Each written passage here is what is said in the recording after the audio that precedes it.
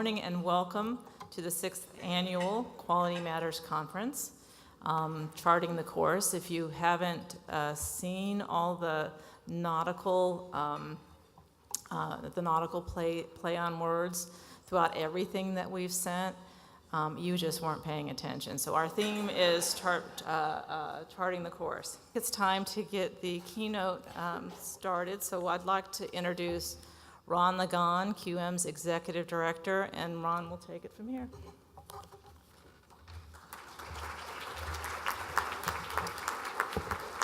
Thanks, Deb.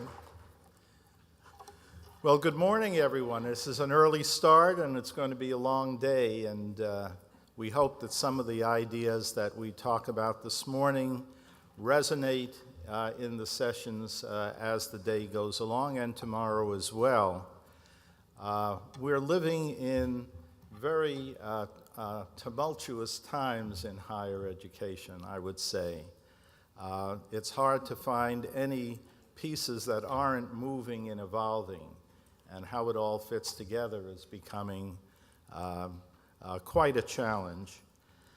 There's a pressure coming from the federal government at a level that I don't think we've seen before in the U.S. Dissatisfaction in the general public, in the press, pressures for change being funded by major foundations that are committed to improving education, K-12 and higher ed. And it's hard to keep your eye focused on how we do quality assurance in this changing environment. Our panelists today are experts in the various pieces of this puzzle, and we're going to call on them to indicate to us some of the key trends that they see and how they're going to affect or are already affecting quality assurance efforts at the individual institutions, at the accreditors level, and in terms of regulation. So let me introduce our panelists. We'll give them each a chance to cite a few of these trends and make some comments about them. They'll share views among each themselves and with you. And then we're going to open the floor up for questions and comments from all of you and from our remote audience as well. So first, let me introduce the panelists. Deborah Bushway, who is the Chief Academic Officer and Vice President for Academic Innovation at Capella University. Capella has been a bellwether for-profit institution and has pressured and urged Quality Matters to grow and change over the years, and is a very valued member of our subscriber community. Mary Ellen Petrisco at the far end of the table. Mary Ellen is the president of the Western Association of Schools and Colleges, the Senior College and University Commission. Mary Ellen has been a friend of mine of long standing from our days as provosts in different campuses of the University System of Maryland. So it's nice to welcome Mary Ellen back to Maryland. Jerry Hanley. Jerry is the Senior Director of Academic Technology Services for the California State University, the Office of the Chancellor, and perhaps better known around the country as Executive Director of CSU's Merlot project, now Merlot 2. You'll perhaps tell us what the 2 signifies. And Merlot, for those of you who don't know, and of course the name comes from California, so you might have some suspicion as to how they arrived at this, is the multimedia educational resource for learning and online teaching. I challenge you to remember that. Okay, and then our final panelist is Fred Locken. Fred is Dean of Webb College. He's a tenured professor of political science at Truckee Meadows Community College in Reno. Fred is best known and valued for conducting the annual survey from ITC on online learning and on the general policies and trends in higher ed. We all look forward to the reports that come out of that. One of the best sources of information as to what's happening around the country. So I want to welcome Fred as well. We'll start with Deborah, who's going to make some comments in general, but in particular talk about the evolution or the development of competency-based education and the impact that that's having. So Deborah.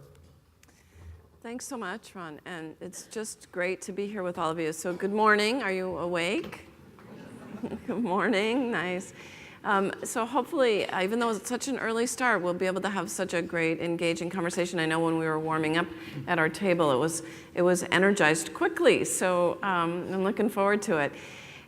Basically, what I wanted to start with is a little bit of context about the whole competency-based education movement. How many of you have been reading about competency-based education? Just humor me or thank you. So a little activity, get your blood flowing. But I think it's important. There's a lot of mythology growing up about what competency-based is, and if you talk to different people who are engaging in that activity, it does mean different things to different people.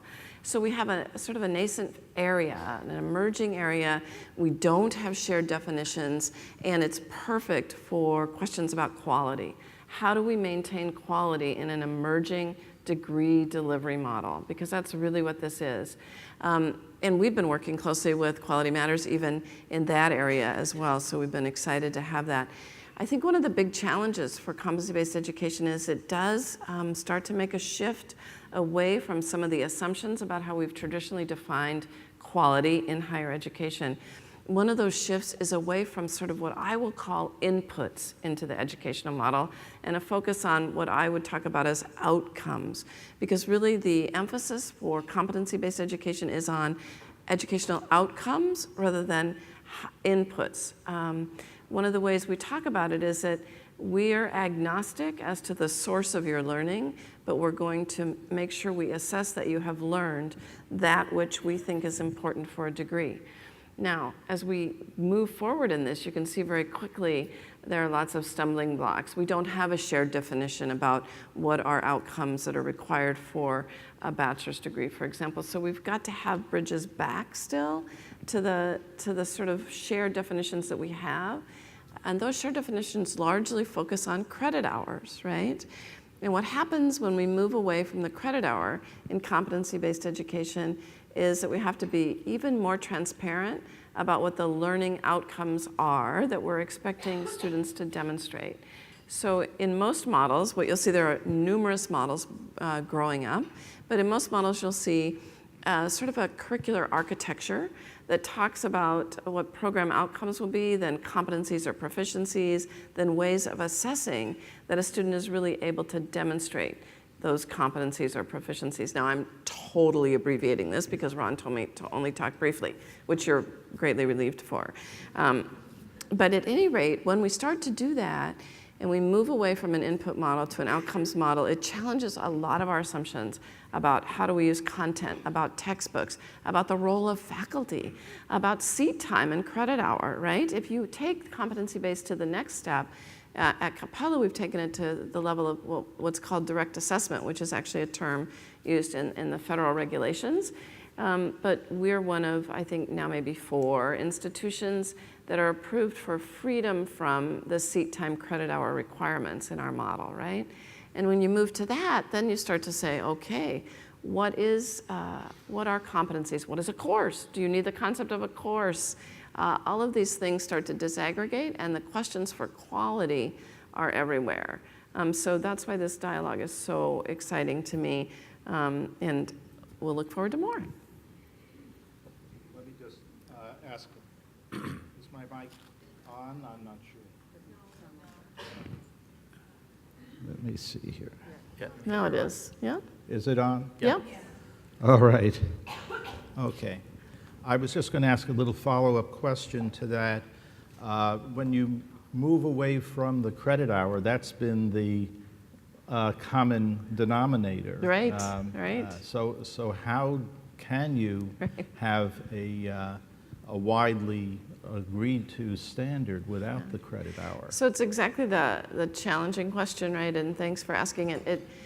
Right now, I think what all of us are doing that have been approved for direct assessment is tying back to the credit hour. So we're sort of making a translation back to how do we know that this is equivalent to, that's the equivalency term. How do we understand this degree to be equivalent to the credits required for whichever degree? We have an undergraduate degree, well, we have 3 bachelor's degrees and 3 master's degrees that have been approved. So we've got to crosswalk back. The other, and since you asked me, I'll say a little bit more. The other thing that's challenging for a student is, what about the transcript? How do I move around with this? And so one of the things that most of us have done is the default transcript for a student is a competency transcript, right? So it articulates the competencies, which we think is powerful because it breaks open the traditional black box of a degree and makes transparent to both the learner and employers or other consumers of that what the person has actually learned rather than the amount of time they've actually sat around with us. But so in that transcript, we realize that receiving institutions, employers, other people may not all be ready for that. So because of our infrastructure, we're able to make a crosswalk and upon request produce a credit-bearing course reflective sort of transcript that looks much more standard to people. Allow people to transfer, probably get employer reimbursement, maybe get into graduate schools more easily, things like that. Okay, well, that's certainly one big piece of the puzzle, competency-based learning, competency-based education. There are institutions that have been doing this since at least the 1960s, if not Absolutely. earlier. But it seems to have been given new impetus, and we're seeing it spread. One article I read said there were at least 80 institutions nationwide that were in the process of rolling out competency-based programs. I think that was a great underestimate. I do just too. from my conversations with people here and elsewhere. I'm hearing hundreds, right? Yeah. Okay, well, we're going to turn now to Jerry. Jerry's going to emphasize the changes that are occurring with open educational resources, which certainly is another major piece of this changing puzzle. So Great. Go ahead. Thank you, Ron, and good morning, everyone. Let me just begin with kind of issues around accreditation itself. They're institutional rituals. How many of you have gone through the institutional ritual of accreditation on your, right? Okay. Did you go through a series of activities and you wonder, why am I doing these type of things, right? And when we look about these rituals, what they begin to build for us are these symbols of trust. Because when our students go through their courses, through their program, the parent, the government agency, the employer, they have to say, did you develop the skills and knowledge that the institution says you have? And why our accreditation agency is so important, it helps, in a sense, helps validate the trust that other people have in our institutions. Now, when we look 20 years ago, when we look at what did it mean to get a degree or to complete a course, what you often looked at was the content of the course. Did you, and if I was articulating a course from a community college over to the Cal State system, and a student said, will you accept this course? I'd look at the textbook you used. They covered all the courses. I'd look at the syllabus, and I wouldn't have a clue really what the faculty actually taught or what the student actually learned, but I would say this course compares to this course with no really assessment of the learning, right? But nowadays, there are significant changes in what constitutes the quality of the course. It's just not the content. We're also looking at Has the institution designed the courses to enable the faculty to teach and the student to learn to achieve those learning outcomes? And also, have we assessed the competencies of the student and have demonstrated evidence that they actually have those skills, not just seat time, which is, I think, one of our rituals that we go through. It's one of our classic things. And I think Deborah's point about how when we're moving to a new ritual of quality of student learning outcomes as produced by an institution, we have to have a map of how do I interpret what we all know as part of our own growing up, our own institution, and then turn into another methodology of trust. And because I think that's what we're working on here, is our institutions have to exhibit that trust. Now, when it comes to open education resources, coming back to how we used to evaluate quality, again, we trusted the publishers to vet the content, to design, to make sure we have the current information available there. And if the faculty use it, the student read it all the time, and the student always had access to that material, then we would trust that that student got the materials covered. But now when you begin to look at the costs of educational content for our students, when a recent survey at the Florida Virtual Campus said 64% of the students say they don't purchase the content for their courses at least some of the time. When 24% of the students say, I drop out of a class because I couldn't afford the content, right? The idea that content of a course becomes the indications of quality really beget challenge, and so you have to bring other content like open education resources. But now when you bring open education resources, I got an open textbook produced by OpenStax, or MIT's OpenCourseWare, or you name it, where there's 46,000 materials that we have in Merlot. How can you begin to trust the quality of that content as part of the resources that help ensure that the student is learning those competencies? And this is where, in a sense, new rituals of quality assurance on the instructional design of open education resources are essential. So Merlot has been doing quality assurance, in a sense, the peer review of the materials within Merlot, and we're doing some really exciting work with Quality Matters on taking the Quality Matters standards for good instructional design and saying, let's look at our open courseware, let's look at all these other resources, and can you as a faculty member trust the quality of those resources when you're bringing it into your courses? Or if I'm a student and I have to go out and try to find this information for my own learning, can I trust that I'm going to use these resources and get what I need? So I would say that the challenges that we're facing ourselves here is the institutions have different, the dimensions of quality have been expanded beyond just the content, but the affordability, the competencies that they're developing. And now how do I have kind of the symbols of quality that didn't exist before? And this is often where the accreditation agencies can help us, guide us, challenge the institution to say, you know what, if I'm having a quality program, I'm going to have QM certified faculty members. I'm going to have QM evaluated courses. So I can say the design of these courses have been effective, so I can ensure the student learning outcomes are achieved. Just a comment or two for reaction by Jerry. Quality Matters in its design principles and design standards has basically left the quality of content to the institution. There need to be a certain amount of consistency in the way content is presented and then assessed, etc. But we are not second-guessing faculty choices about what theories to present, what facts to present to their students. One of the things that concerns me about open educational resources is whether choices are being made on the basis of cost or the quality, the excellence of the content itself. And beyond that, the coherence of an approach, which you might find in a well-done textbook, but would you find the same in a set of materials that's aggregated out of cost-free or open license materials online?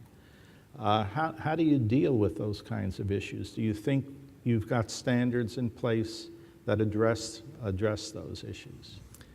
Well, first I'll say the content that's available in the open education environment is different from a text in a book, right? In order to enable students' learning, they need more than words on a page.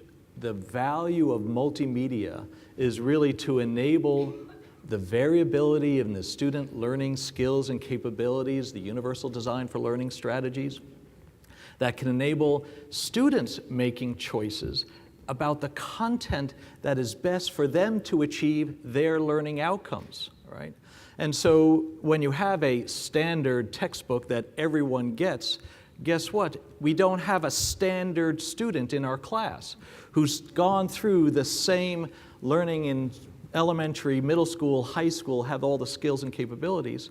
So what you have to trust is the competencies, in a sense, of the faculty to say, I'm going to judge the quality of the content and understand what's valued in that material, and does it relate to the learning outcomes that I have.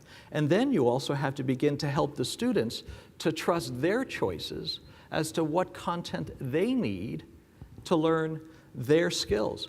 So these are new roles for faculty and students in the educational process to achieve the quality outcomes. And I can honestly say sometimes faculty and students have challenges. Students want the things given to them. Just tell me what to read, not how do I have to figure out what's best for me to solve this problem so I understand thermodynamic equilibrium better, right? Oh, I got to go look for the material, right? Okay, all right. But when we think about what are the important skills and competencies, the ability for a student to go find what they need to learn on an ongoing basis, isn't that what you need for your life, right? And so if part of our critical thinking skills that our accreditation agencies are saying, well, how are you doing this? Well, open education resources is actually giving faculty a choice what content needs to be, and giving the student a choice, what do they need to learn, and making it free, right? And I'll say, the issue say, is it quality or affordability? Guess what, it has to be both, right? When now the cost of educational content, $1,000 on an average our students are paying per year for their content, and when we have some campuses where 85% of our students are on financial aid to to stay in school, and when you have to pay $1,000 and they're not eating, they can't pay for gas, they can't get to campus, they're working, affordability then becomes a quality of my institution that enables our students to achieve those learning outcomes, and affordability has to be part of the equation. So along with quality of those educational outcomes, affordability is another important quality, and it's an HEOA, it's something we all have to do. So I think, and that makes it much more complicated than it was 20 years ago, Yes, when the cost was very different. It does sound more complicated, and from the point of view of regulators, that's a disturbing development, really challenges them. And that may be a good segue into Fred Larkin's comments about regulation and government, et cetera. Well, thank you, Ron. First, I'd like to say that it's absolutely wonderful to be in a room full of change agents, where the only constant in your life really is that it's changing every day. I have the greatest respect for what you do. You're partners with the ITC in the wonderful world of online education, and thank you for having me here this morning. I am a political scientist, and in the ITC, I've always had a passion about politics and its relevance to online education. For those of you who perhaps have seen earlier editions of the ITC survey, we'll be conducting the 10th survey this fall. So very excited to see a decade of data come together. That'll be very exciting for us. But we have always started that report with a review of federal regulation, federal activity issues, the large issues every year that are touching us in the world of online education. And as you can imagine, the federal component of those large issues has been increasing with every edition. Within that context, accreditation has emerged as a major national issue amongst federal policymakers. And in our conversations with them, we find a level of frustration that I don't think many of us in higher education are really aware of. Politicians and policymakers are paying attention, and they're not really happy with what they've seen. Although I'm sitting next to a regional accreditor, I'm going to be forthright in identifying what I've heard as concerns out of those many conversations that I've been a part of. To begin with, the whole notion of regional accreditation just does not seem to work for federal regulators. They don't understand why in the 21st century we still talk about regions. What they see is a revolution in education at the higher learning level. They see us transcending state boundaries, regional boundaries, now more often than not national boundaries.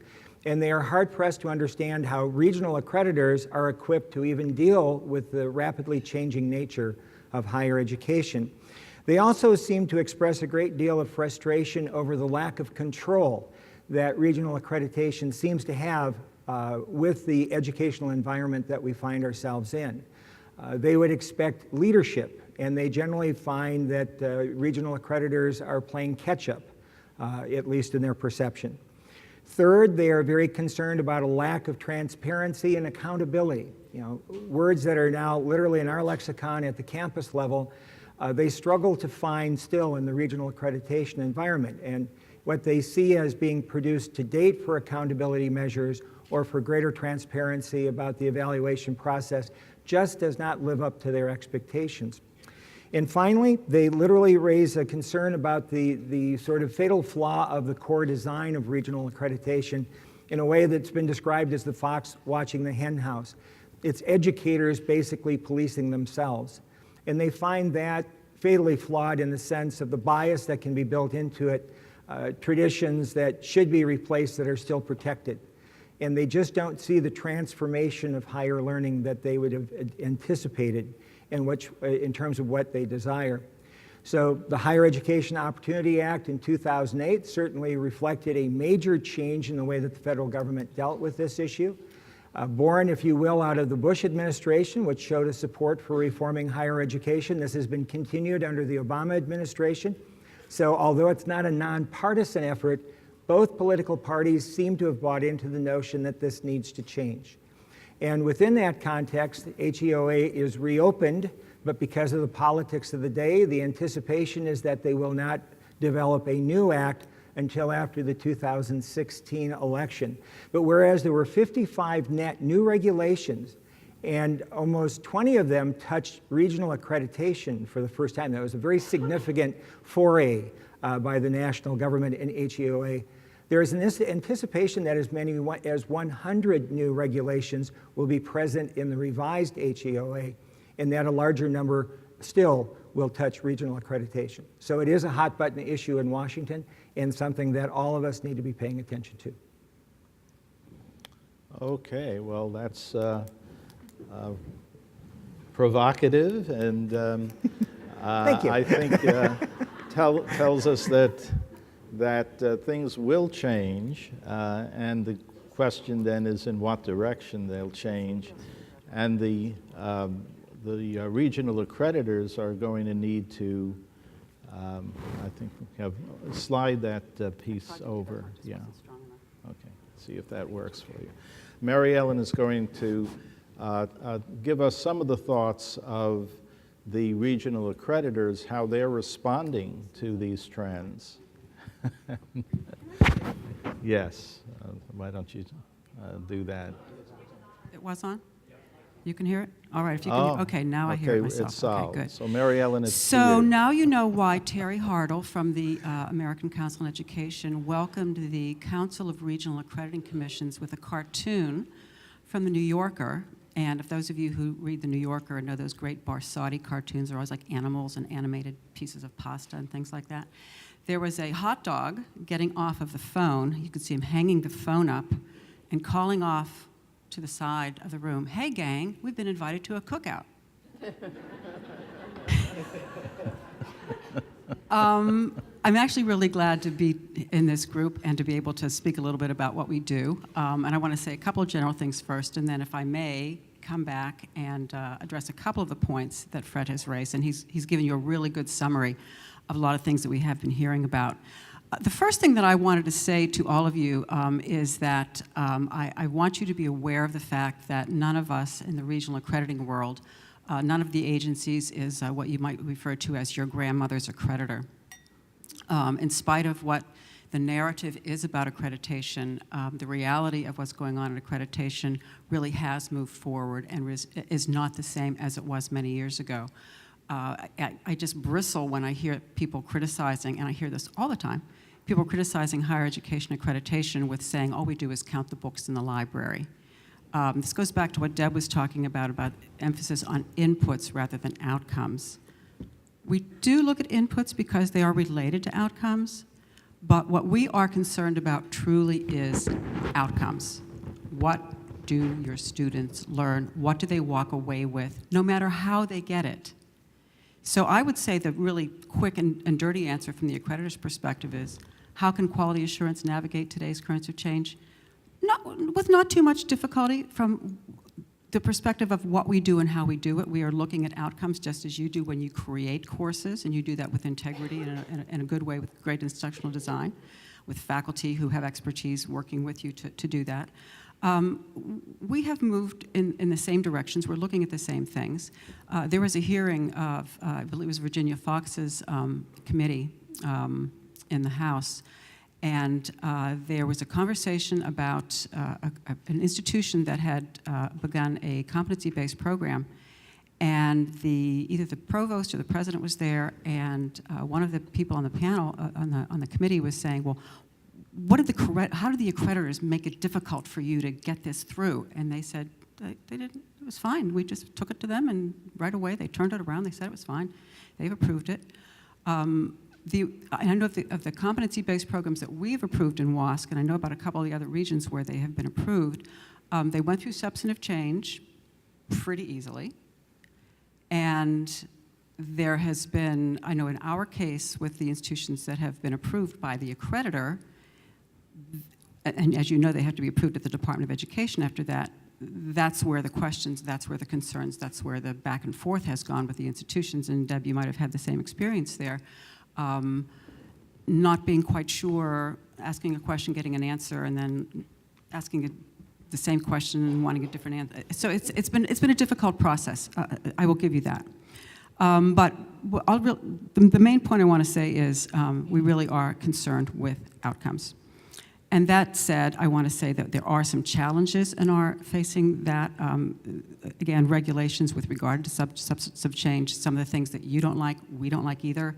We're trying to give input to change some of that. And from what Fred has told me at breakfast, good luck with that. We're probably going to have more regulation and not less. Some of you who have read the regulations under which we operate may know that we are also supposed to be controlling and checking for program length. So we are between a rock and a hard place as an accreditor when they're looking at us and saying, well, how are you measuring the length of the programs? And I know I've made the argument that program length is a proxy for something else, hoping that that argument will be understood. But you know, people that look at the regulations look at the regulations. So there's a challenge in interpretation there. I want to say a few things about what Fred has said here, because I think these are some really good points to understand. Regional doesn't make sense. Accrediting bodies sort of grew up naturally. Those of you who have gone to planned cities as opposed to older cities where things grew up, you can sort of see the difference between something that started off as a national plan or a plan for how an entire system was supposed to work, and something that just grew up organically. Well, accreditation grew up organically. These different regions, sort of, the people just came together as peers to work together to help one another, and so that's what we have. The fact that all accreditors are based on the same federal regulations, plus the things of common sense of higher education, means that when you blow the smoke away, we're all pretty much doing the same thing, looks a little different. I realize the smoke gets thick sometimes. But we're all doing pretty much the same thing there. So the regional issue is one of ease of operation, really. Within the region, people know the institutions a little bit better. It's a little cheaper to travel back and forth. Don't have the same kind of things of West Coast coming to an East Coast conference and it's 4:30 in the morning when we're getting together here. So those little issues make a difference. We are equipped to deal with things across boundaries. We do it all the time. The institution is responsible for saying what they do, how they do it, and ensuring the quality. We assure the quality. You, as institutional people, are the ones that ensure quality at your institutions. We recognize that, and we assure your constituencies and the public that that's going on. So I think we are equipped to do that. I don't see why there would be any issue with working across boundaries with what institutions are doing. They want leadership. We are playing catch up. To a certain extent, that is true. The world of higher education has changed so much. We see it very much with changes of ownership structures, where the money comes from, making sure that all of that is safe and secure and done with integrity. So sometimes we ask ourselves how our rules apply in this world, but I think that's the case for everybody. I don't think accreditors are any different than anybody else in that regard. Lack of transparency and accountability. What we did at WASC 2 years ago was to put all of our team reports and action letters on our website. And there was a lot of consternation in the region about that when that first started, but it actually has turned out to sort of been a tempest in a teapot. People do look at those things, but it's not been as problematic as some have thought. And the regional accreditors actually all work together pretty regularly, and we learn from one another there. So I don't know what that will mean for other accreditors. I think most of them put their actions up, but we put up pretty much everything. We have held the line at the self-study saying, no, we want institutions to really be able to be candid in that. If those things were public, that would really interfere with the process, so we really don't want to do that. I love the expression, the fox is watching the hen house. What does the fox do? Does he protect the hen, or does he go after the hen himself? Peer evaluation depends on peers, and with integrity, looking at and learning from one another and providing feedback on that. I do not believe that, and I have not seen it to be the case, that people, because they are going to be evaluated themselves, will give a pass to another institution or to other reviewers. So the practical experience of that is it just, in my opinion, really is not true. You need people with experience to evaluate the work that other people in this field do. We have said this for a long time. We do not want this to be a case of people who are not experienced in higher education coming in with checklists and thinking that on the basis of whatever checklist they have, which would be the same for every single institution, that they're going to be able to measure quality. So I just want to say that about that. They don't see the transformation of higher education that they expected. We are not, as accreditors, going to transform higher education. That is not what we do. Accreditors are looked at, I think, in many cases as the people that are ultimately responsible for what goes on in higher education in the United States. It's just not true. You are. We work with you, and in fact, we are you. Accreditors are membership organizations of institutions. We are you. So we respond to what we are required to do in partnership with you. We change, we do our standards, we look at our policies to make sure that they are in sync with what higher education institutions are doing. So I think I understand the criticisms. People do not understand from the outside how higher education works. And I think we have, and many people have said this over a long period of time, we don't do a great job of telling our story.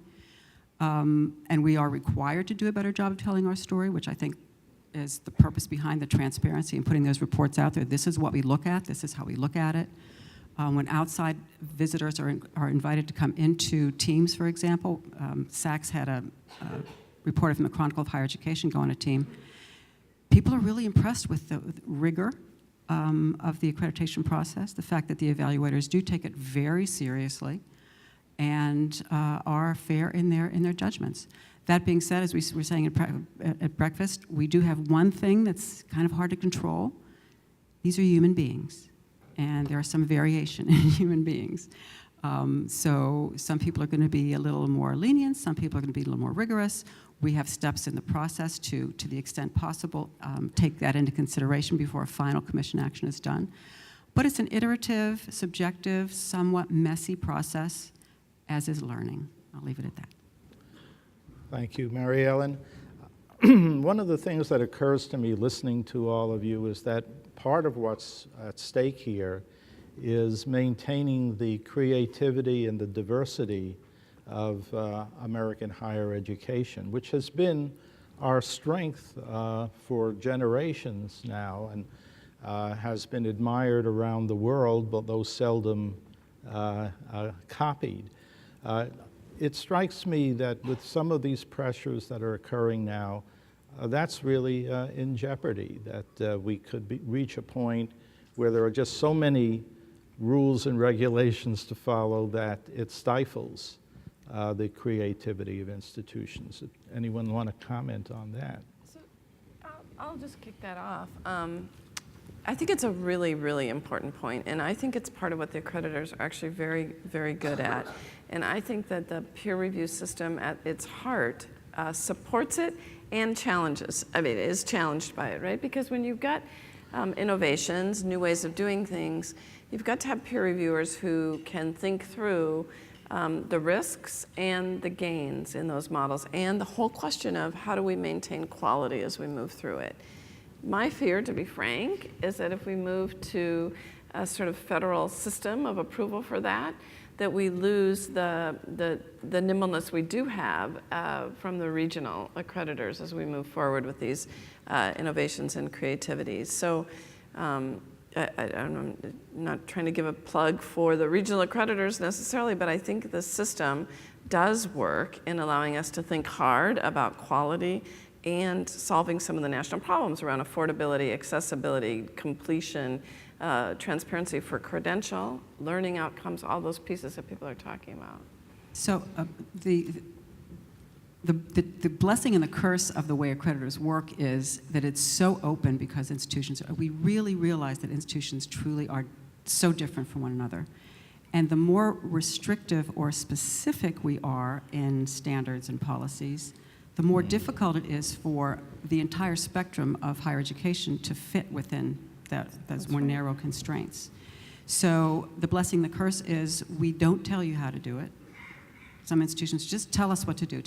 No, we do not do that. You figure out what makes sense for you, and then you bring the evidence, and then peers will look at that and say, that works, you're doing what you say you do, you're doing it well, you have enough resources to do it, you've got the right faculty on board, we can see that your students are actually learning, that's fine. So that's, I think, what allows that creativity, in fact, demands that creativity. And I worry also that if that broad kind of look at what the expectations are is narrowed by some kind of system that would be, I said before, a checklist. You know, you have to have this, you have to this, you have to do it this way. That would really constrain creativity in a way that's going to be very harmful. Yeah. Fred, did you want to? Well, I was just going to say, I find myself in the interesting role of speaking on behalf of the federal government. I don't think I've ever had that before. I think they should be very much afraid that I have this role. But they would say poppycock. Under the circumstances, there's little or no innovation in the current structure of regional accreditation. It is so structured, so reliant on its traditions, so afraid of change that, you know, any good idea can be killed if you just send it to a committee long enough, and so they will study it to death. I mean, higher education celebrates a teaching method that's 2,500 years old, that was swept into the German structure by the 17th century and embraced the chalkboard by the 19th century, and that was good for our great-great-grandparents. That's great for us today in the 21st century. Regulators and politicians are saying that there is so much changing. Higher education, especially in North America, is starting to get behind.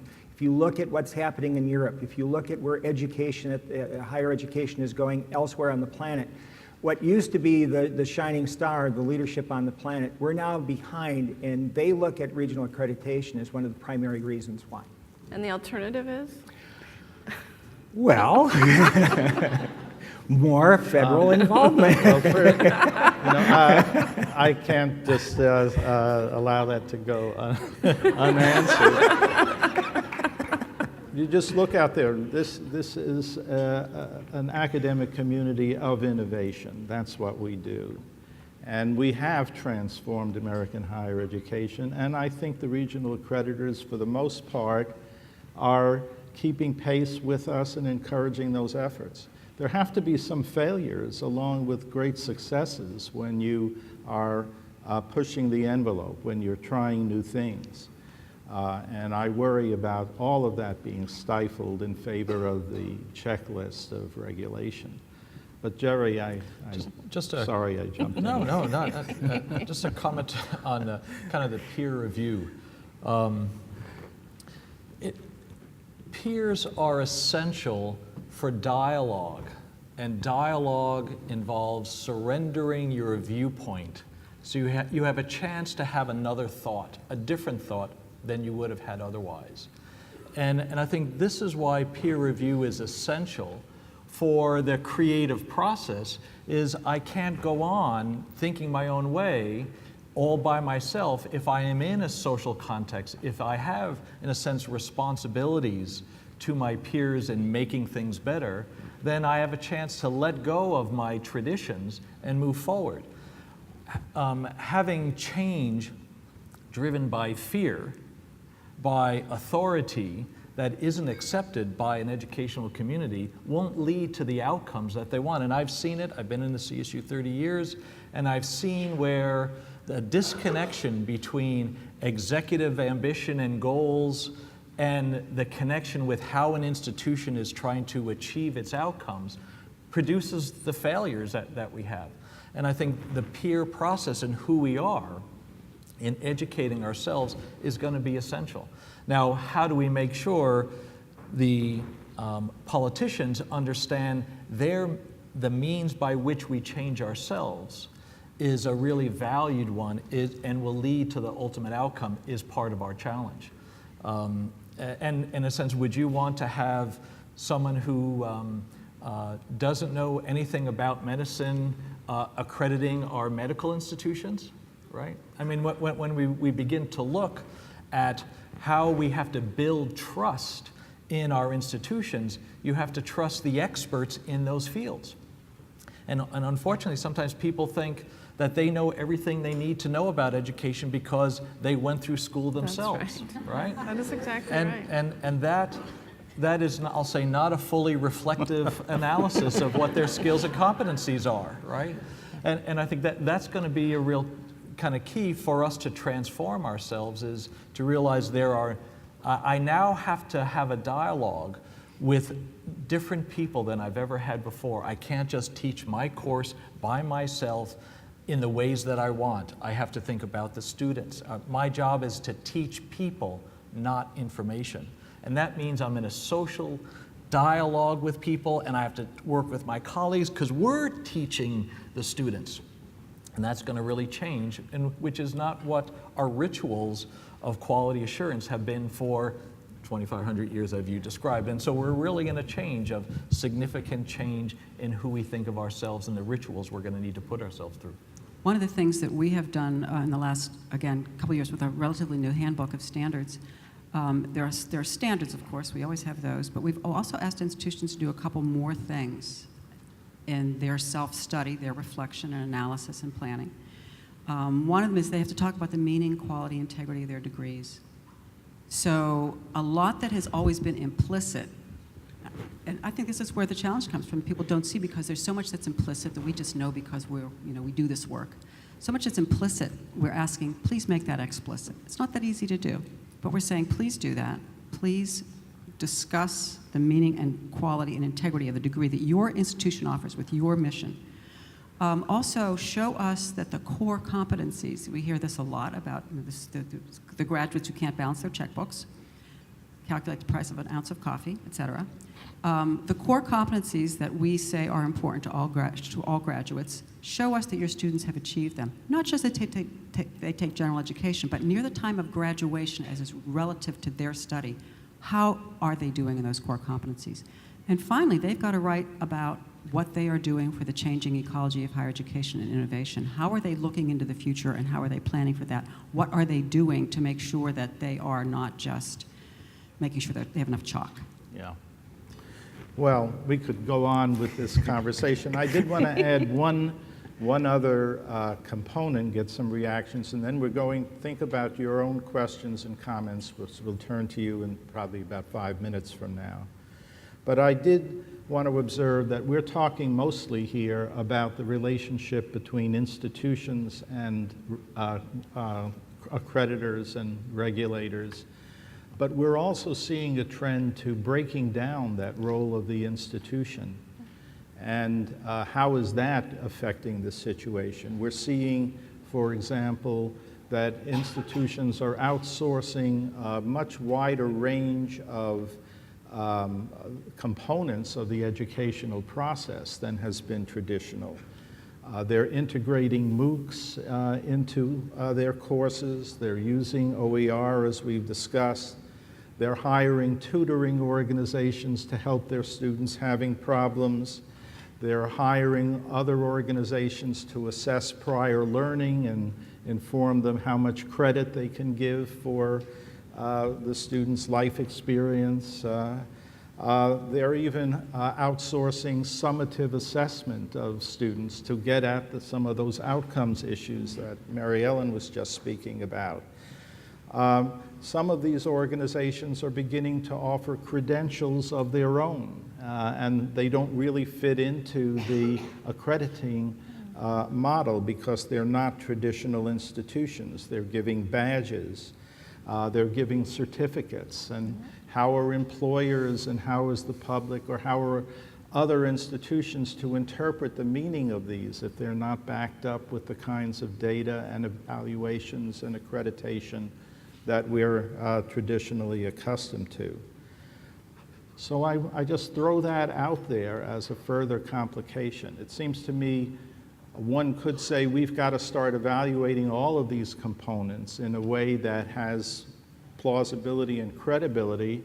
Others might say it's still the institution at the center of this. And just as you're responsible for the quality of your faculty and your mission and student outcomes, you're responsible for all of the components that you choose to outsource. But I'm really curious about how the panelists view this issue. So oh, you go. No, you got it. Oh. I think it's a really great and important question. And one of the things that we've struggled with as we've worked in this competency-based model is I think one of the sort of fears about competency models is that it's a reductionist education model, that it reduces to the smallest bit, and that this is a horrible image I keep, but it's sort of like the competencies are some sort of ping pong balls floating around in some primordial educational soup. But the point is that that's not the case, right? And I think the point that goes back is there's something about a degree. There's a gestalt, an integrity, a form to the degree that's important to a credential that's offered by an institution. And it's really incumbent on the institution, to your point, to define what that whole is, what that integrity is, and to be able to describe it to peers who can effectively review it and judge whether you're maintaining that standard. So as things disaggregate, because I do think this disaggregation will continue, and I do think a role of an institution in the future state is this certification of learning outcome in its whole, in its gestalt, in its form. And that's a challenge for us all to intellectually sort of get ourselves there, have that discourse with one another that, in a way that brings us all along. I do think that there will be continued dialogue about should there be course level accreditations. What does that mean? Certainly badges already exist. What do institutions do about people with badges coming to us and saying, I want this to count toward my degree? How ought we to be interacting with that? And we have to do the reflection. We have to maintain the sense of what is this credential, this degree that we're going to grant people, and how can we be nimble, responsive, and yet define quality. Well, and I'd say one, we've been outsourcing for a long time. It's called publishers providing us textbooks, right? And they've been, in a sense, giving us content. We've been buying it. Our students actually have been buying it. And there's all the instructional design and the sequencing of content there. So that's been part of our business for a long time. We haven't recognized it that way. But then I'll say, isn't QM an outsourcing for quality assurance for an institution? Why? The CSU, we're putting a number of $100,000 into quality assurance, and I'm paying QM, right? You folks are paying content for your training to become part of affiliates, and that's a good thing, right?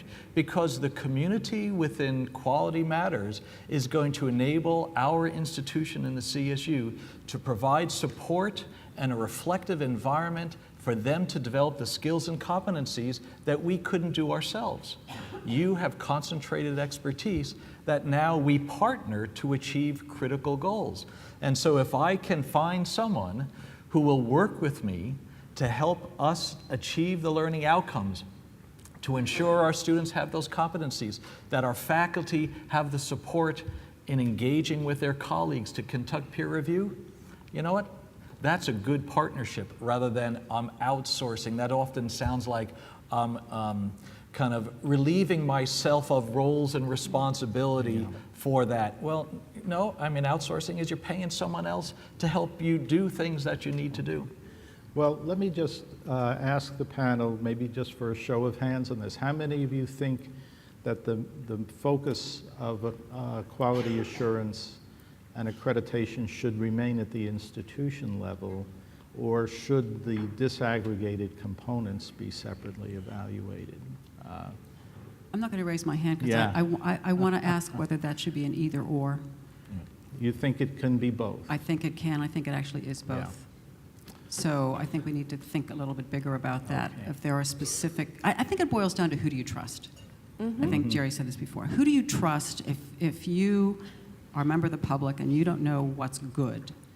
Who is going to have your trust that if that organization says, you know what, we've looked at this and it's good, that you say, okay, I feel better about that now. There has been a lot of mistrust about the regional accreditors, and so people are looking someplace else. Whether that mistrust is placed appropriately or not is a question that I've already talked to a little bit, but I'll leave it to the side. So if you're not going to go to regional accreditors, who are you going to go to? Who do you trust? Where's the expertise? And what is it that you're looking to verify the quality of?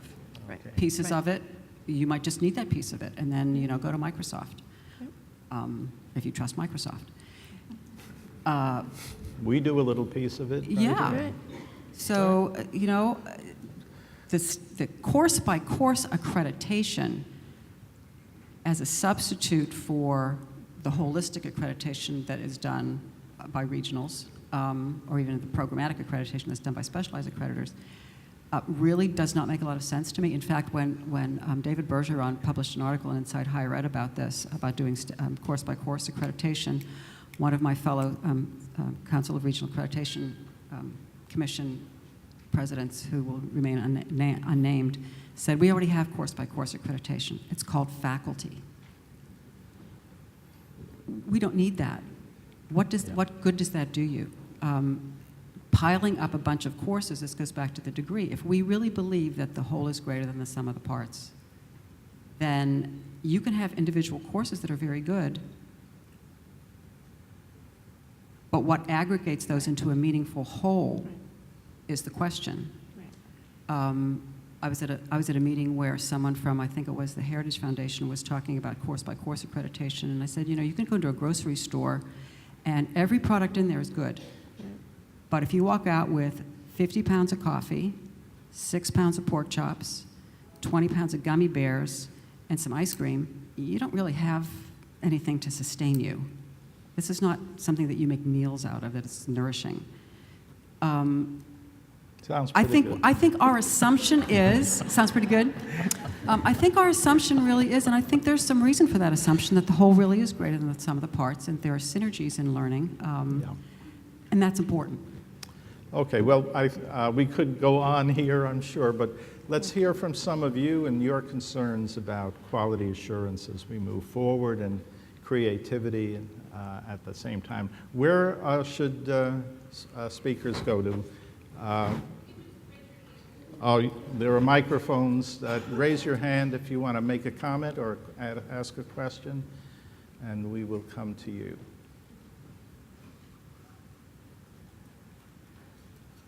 And how do we know about the remote audience, if there are any questions there? Jim, you're following that? Okay. Hi, I want to thank the panel, first of all, for your forthrightness. K-12 education is the most hotly contested area of public policy right now and has been for the last 25 years, so good luck with that one. But if I were to ask the feds to do anything, it would be to talk to the doctoral granting institutions and talk to them about faculty culture. Because I think accreditation is like program review. It comes too late, it comes at the back end. We just ran new faculty orientation for 27 faculty, and 3 of them knew what a student learning outcome was. So when we talk about QM and all these really critical issues, peer instruction, peer mentoring, they come sometimes 10 and 15 years into a faculty's career. And I know Jerry does fantastic work with the CSU, but sometimes I feel that we're really late in the game. And this is a cultural issue, and culture trumps strategy every time. So I think these are good faith efforts. The accreditation, I know how good WASC is, because I'm from the CSU. They make a good faith effort. But again, it's late. It's late because it's about the faculty. It's about their perceptions of who they are and what their professional identities are.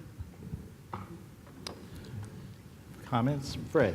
Well, I was just going to say, I fully agree with that. And I think one of the complaints, not only at the federal level, but even with state level analysis of where we are in higher ed, is the reluctance to be aware of how end users are, how satisfied they are, how well we prepare those students to either become K-12 teachers or to function in the business cycle. That has, I think, literally more than any other single issue probably driven at least the national debate on regional accreditation and the quality of the education that we produce.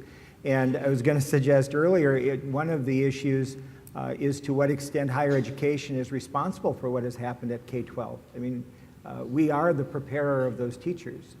And have we prepared them for the realities of now the 21st century?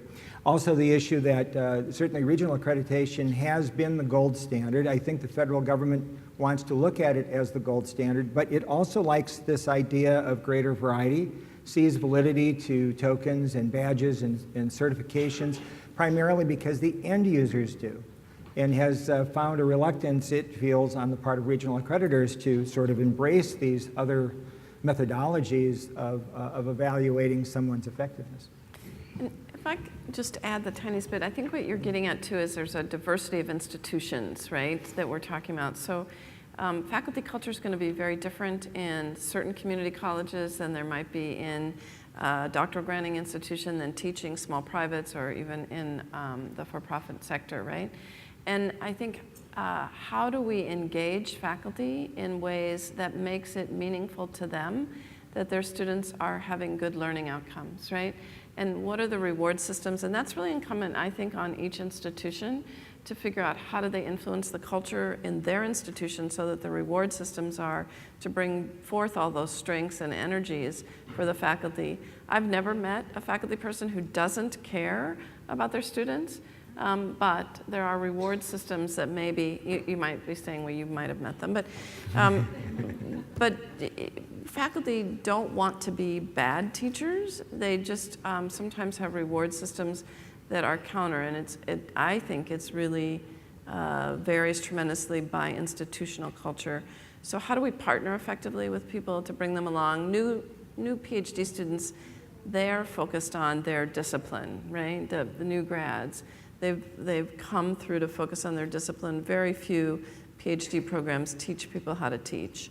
And so how do we institutionally bring folks into that and bring forth their strengths so that that is at the heart of a lot of their work as well?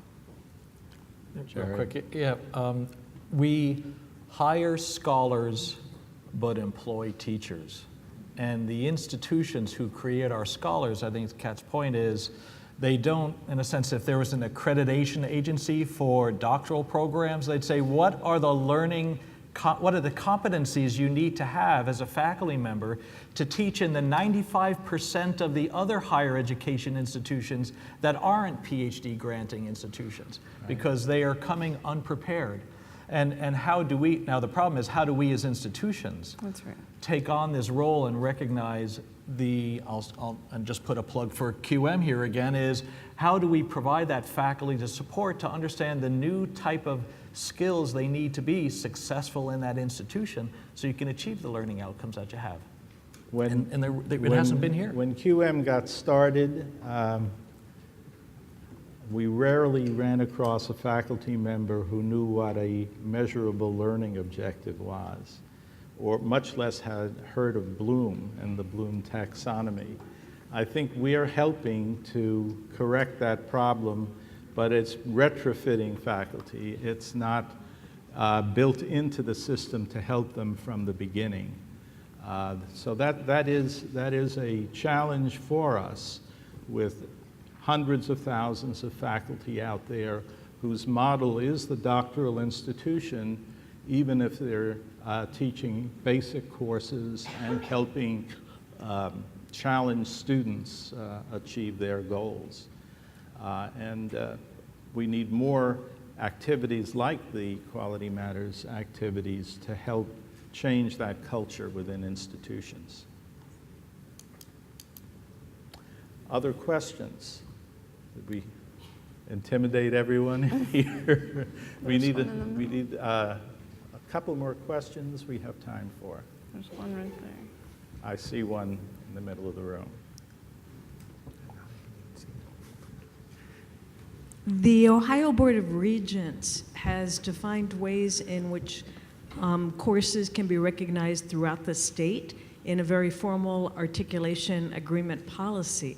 And this was done to assist students in moving closer to finishing their degrees. That's been a bit of a problem in the state in terms of higher education. It is also one reason why institutions that were on the quarter system have now been asked to move to the semester system to make it easier for credits to transfer. In a way, that is already the course accreditation that you've been talking about. I don't know how widespread articulation agreements are in other states, but I was wondering if you could respond to that idea. If I can start, I'm suffering through what you're going through in California. And for all, and when I say that, suffering is, we are unprepared to enable our students to achieve their degree in a timely way because of a whole variety of factors, including the Great Recession that we had here. Now, let me just explain just a little bit, I think, about some of the challenges that you have. In the Cal State system, we have better articulation agreements with our community colleges than we have among ourselves between institutions, right? In our lower division courses, there's some agreement as what constitutes, category A3 for science, general education. But once you get up into the upper division courses, where often our students are having challenges getting out and completing their degree, and I'm a psychologist by training before the Road to Ruin administration, the psychologists in one department will say, you know what, the way we teach abnormal psychology is different than the way some other faculty member in another CSU campus does. And how do they know that? They don't, because there's not enough dialogue across our institutions about what we're trying to achieve. There's not enough kind of making explicit what's actually going on in the classroom. So what we're trying to do is actually, how do we build kind of discipline-based communities where you can have a discussion among faculty across different institutions within the CSU, so they can, in a sense, build some trust. I know Fred. He's teaching at normal psych. I'm teaching it. And you can have that process to engender trust, so that when a student completes this course, I can say that's a component that will, in a sense, satisfy our degree requirements. Now, I don't want all my upper division courses to become just a hodgepodge from all the other institutions, because there is a gestalt, there is an emerging property from the combination of courses that is much more than just kind of an assembly of a degree. And I think this is the challenge between how much can a student take in other institutions to balance it against how much they're taking it within their degree that is offered by an institution there. And we have course match to help do this. I can talk with you later to point out stuff. I hope that was helpful. I would say that course accreditation, as I understand the conversation going now, is different from what has been done in Ohio, which is more kind of a agreement of transfer and articulation across institutions. What course-based accreditation, what people are talking about with course-based accreditation is that a single course, a freestanding course, would somehow be blessed, therefore, on that unit basis of a course, be eligible for federal financial aid. Don't ask me how on earth they would ever do that. And that course could go anywhere into any program, or be recognized as a self-standing unit of knowledge that has value and quality. That's what course-based accreditation is, not recognizing it's acceptable for transfer or that articulates it into a program across institutions. It's something different than that. So I don't think that the Ohio example really is what people are talking about with course-based accreditation. Articulation is a perennial issue in higher ed. From the mid-'60s, when I got started, we were negotiating articulation agreements. As circumstances change, you need to renegotiate. You have different partners and different expectations. But I have to express a concern about using the assembly line or industrial model for higher ed. That these should all be absolutely interchangeable parts. Right. The institutions do have their own character. Theories in economics or psychology or whatever may set the character of a particular department at a particular institution, and obviously influence all their students in a certain direction. We don't want to lose that. I think that would be a tragedy for American education, to lose that diversity. But at the same time, we need to be answerable to the people who are paying the bills. And increasingly, that appears to be the federal government through loan programs and other incentives for institutions. You can't accept all that money without having some responsibilities in exchange. So there needs to be a reasonable middle ground found where you can exchange credits and students, but still maintain institutional identity. That's my view, anyway. Yeah. We have time for one more question, if there is one. Right here in the middle. Okay, rats. My question changed now that you talked again. But I just want to talk about accreditation. I want you to talk about accreditation from flipping the script a little bit. We've been talking from the tip of the pyramid of the accreditators at the top, and maybe, I don't know, maybe the faculty are at the bottom, but I'm thinking maybe it's actually the students are at the bottom, because we want the student outcome, right? So the outcome would be an educated student, right? But you were talking about who's paying the bills, and you said it's the government paying the bills, and probably it's really the taxpayer, the student paying the bills, ultimately, with having to have a career.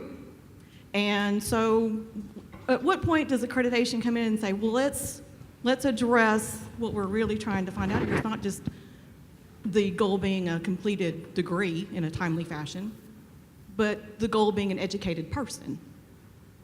And going out there, and if it's competency-based, a competent person, going and getting a job, getting a career. And so we're going to talk about maybe the corporate world, for example, or if these people go into academia, the college where they become teachers. At what point does accreditation actually trickle down to meet their needs? Are we actually being able to get the evidence from our research that we're actually making a difference there? Or have we gotten so trapped at just getting to the faculty level, we haven't even gotten to there yet, and we're not even getting to that evidence yet. We're just getting student preference in our research. We're not even getting. Okay, does accreditation really take into account the concerns of the end users, the students? That's a fair paraphrase Yeah. of a really long question. Thank you. So would you like me to take that one? So one of the wonderful things about the English language is that words have several meanings, and a lot of people, I would say, in the political sphere hear student outcomes, and they translate that into graduation rates. And I think what you're talking about is even if you graduate, are you an educated person? So we look at graduation rates, retention graduation rates, but we also look at institutional learning outcomes, institutional level learning outcomes. So that would be like what the mission of your institution, what makes you special, what makes you who you are, and how does that get reflected down through all the programs that you offer. Also general education, program level outcomes, and then course level outcomes. And we expect institutions to have not only published learning outcomes that are outcomes, not what you're giving the student, but what the student's getting. They have to have published outcomes, and they have to show that they are measuring those outcomes and they are learning from that measurement about how well they are doing in educating those students. And when they see that there are any lacks, that they are taking steps to improve the quality of what they're offering to the students. So that's absolutely what accreditors do. They do look at those outcomes. That is always challenging for institutions. There has been a great tendency, I will say, since forever, for faculty to be very concerned about what they're giving the students, and that's very important because if you don't give it, they can't get it. But the measurement has to be what do they get? What do they get from that delivery?